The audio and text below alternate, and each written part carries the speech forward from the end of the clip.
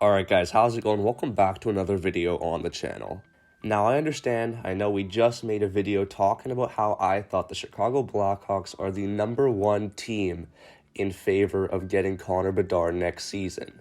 And although I do still agree with that statement, I'd be lying if I said the Montreal Canadiens weren't contenders of at least being in the hunt for a guy like Connor Bedard, because after all, they were the team that did get the first overall pick last season, and we all thought the Canadiens were going to be a great team last year, obviously making the finals, and they were going to repeat it, but man, they just completely fell off, and I could definitely see something similar happening next season, despite all the acquisitions and players they've drafted.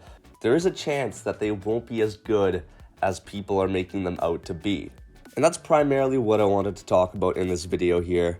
Just going over the idea of Connor Bedard on the Montreal Canadiens, how crazy that would be, and just what that would kind of look like in terms of a lineup. Obviously, be sure to let me know what you guys think about the video. Hit the like button, subscribe to the channel if you're new around here, all of that stuff. And without further ado, let's actually get right into it. So yeah, it's crazy that we're actually circulating back talking about this. Honestly, I'm not going to lie, this is partially because of the fact that I don't really have much else to really talk about because it's so dry in the hockey community right now. There's literally no stories, but I still want to be uploading for you guys just to, keep things going until next season because, man, we do have a lot coming very soon with a lot of games and, we're going to be getting into that whole cycle again. People are going to be excited about hockey. But for now, we'll talk about this idea here. So yeah, Connor Bedard on the Montreal Canadiens. It would be a very interesting storyline for sure. Obviously to get back-to-back first overall picks because let's be real here.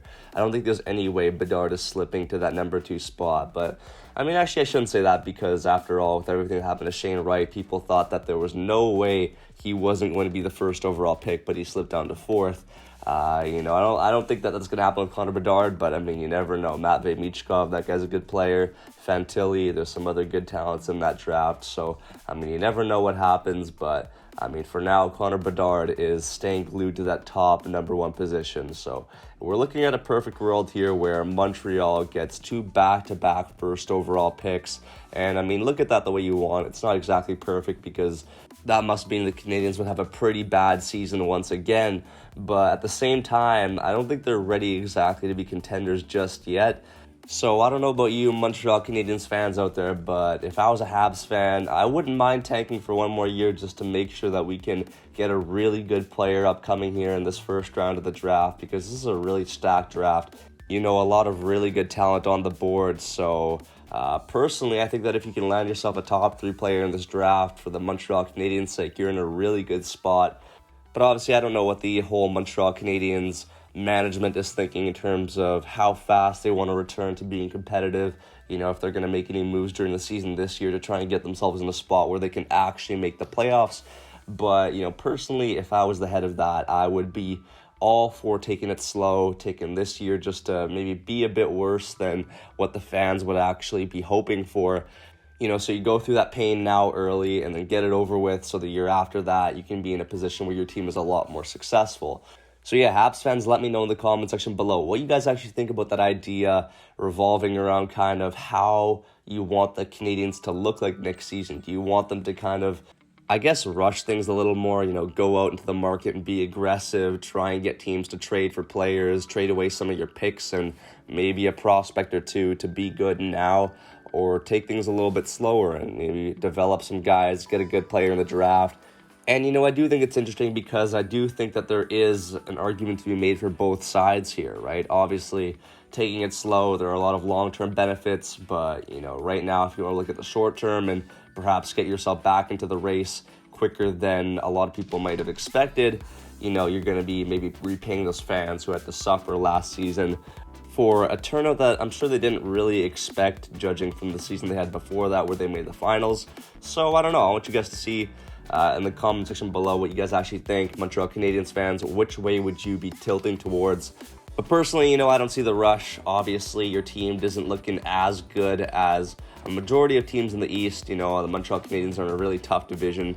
The Atlantic is really strong. There are a ton of really good teams that are emerging, and I really don't think this is the year. So, personally, just be terrible. Get as low as you can in the standings so you can get as high as possible a draft pick so you can get Connor Bedard And that would be honestly so insane, having guys like Slafkovsky, Caulfield, Connor Bedard, Nick Suzuki, throwing Kirby Dach even, and honestly, you're looking at one of the better young forward cores in the league. And honestly, as long as you're developing and going in the right direction, it doesn't matter how bad you are to start. As I said, it's really fun to watch young, talented teams. Like, look at the Vancouver Canucks, for example. A couple seasons back, we had a plethora of young, talented forwards, and now they're starting to really mature. And next season, we're looking like we can go all in here. Obviously, we re-signed Miller, and our forward core is looking absolutely insane. We went through a couple years of pain. We made the playoffs that 1 year, and then the past 2 seasons haven't been that good. But next year is looking really promising. So guys, Habs fans in particular, just remember that if you put into perspective, your team isn't actually doing as bad as a lot of other NHL teams. Like, look at the Buffalo Sabres, for example. They went through 10 years of pain with no playoffs, and things weren't looking that good after Eichel left. But, look at the bright side now. They really started to click at the end of last season, and next year it's looking really promising after a strong draft class. And people are willing to go to the extent of calling them the team with the best prospect pool in the entire NHL. So it's good for Buffalo fans. It was tough to see them go through so much, but man, Montreal Canadiens fans, do not get discouraged. I say be terrible this year, because if you can land yourself Connor Bedard, Michkov, or Fantilli, you guys are in a really good spot for the years coming up after that, especially with guys like Slafkovsky, Caulfield, and Suzuki coming through the ranks. Man, it's looking like a really good team. But yeah, that's all for me, guys. Thank you guys so much for watching. Let me know what you guys think about this idea here. Subscribe to the channel, hit the like button, and I'll be sure to catch you guys all in the next one. Peace out, and take care.